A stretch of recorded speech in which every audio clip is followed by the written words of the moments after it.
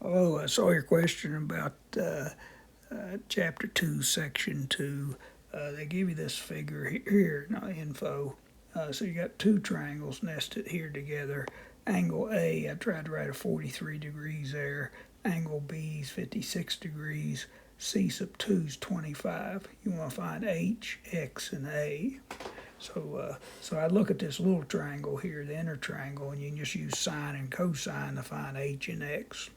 The sine of 56 equals opposite over the hypotenuse. So sine of 56 degrees would equal H over 25. Multiply each side by 25, put that in your calculator. I get 20.7 for H. Now you want to determine X, I just use cosine. Cosine of 56 is adjacent over hypotenuse, so it'll be, instead of sine, it's just going to be cosine. 56 equals adjacent over hypotenuse. X over 25, multiply each side by 25, put it in the calculator, and get 14.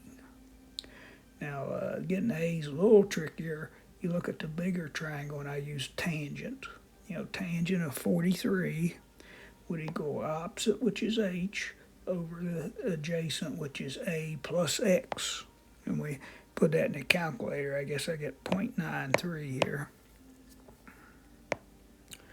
Tangent 43 degrees, 0.93. In place of X, I put the 14. Only unknown's A. Multiply each side by A plus 14, so it's A plus 14 times the 0.93 equals 20.7. Divide each side by 0.93, I get to 22.2, and subtract 14, I get 8.2. Hope that helps.